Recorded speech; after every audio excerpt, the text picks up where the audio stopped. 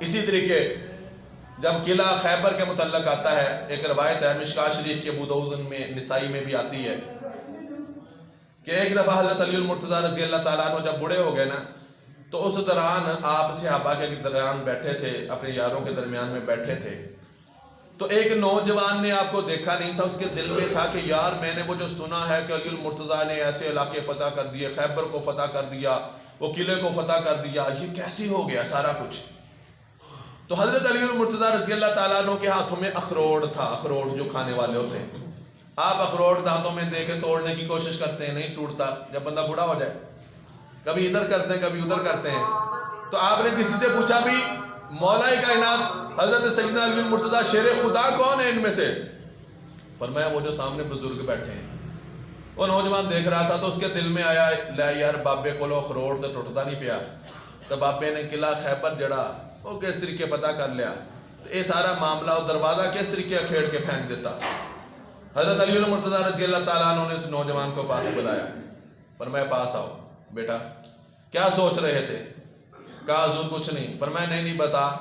کچھ نہیں، ایسی غصہ نہیں کرتا، بتا۔ اس نے کہا نہیں حضور کچھ نہیں۔ آپ نے تیسری بار فرمایا میں بتاؤں تو کیا سوچ رہا تھا؟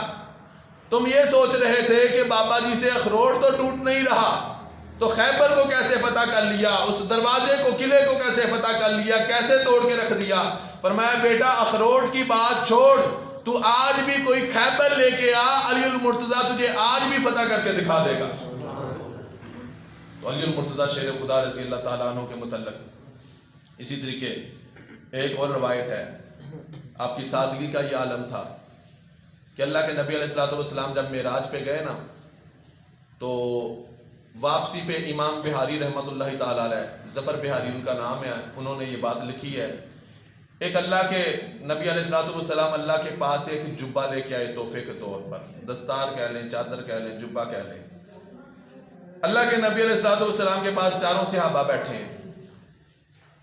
اللہ کے نبی علیہ السلام نے فرمایا بھی اے میرے یارو، میں اللہ کے پاس گیا، اللہ نے تحفہ دیا، مجھے ایک گفٹ دیا، چادر عطا فرمائی، جبہ عطا فرمایا۔ اے ابو بکر صدیق رضی اللہ تعالیٰ عنہ، تم بتاؤ کہ اگر وہ جبہ جو ہے وہ آپ کو دے دیا جائے تو آپ کیا کریں گے؟ علی المرتضیٰ شیر خدا فرماتے ہیں کہ میں وہاں پہ بیٹھا تھا، سیدنا ابو بکر صدیق کہتے ہیں یا رسول اللہ اگر آپ جبہ وہ مجھے عطا فرما دیں تو وہ میں پوری کائنات میں جو سخاوت کا اور سچ بولنے کا انداز ہے وہ رائج کر دوں گا، اور کوشش کروں گا کہ پوری دنیا جو ہے ان میں غریب کوئی نہ رہے اور ہر بندے کو سچ بولنے والا بنا دوں۔ آپ نے فرمایا ابو بکر صدیق رضی اللہ تعالیٰ عنہ سے کہ ابو بکر تو نے ٹھیک کہا، لیکن ابھی جو میری مراد ہے وہاں تک نہیں پہنچا تو۔ سیدنا عمر فاروق رضی اللہ تعالیٰ عنہ کی باری آئی، فرمایا فاروق رضی اللہ تعالیٰ عنہ، عمر آپ بتاؤ کہ اگر یہ جبہ تمہیں دے دیا جائے، عرض کیا یا رسول اللہ یا حبیب اللہ اگر مجھے دے دیا جائے تو میں پوری دنیا کے اندر عدل و انصاف قائم کر دوں گا، عدل و انصاف کی حکمرانی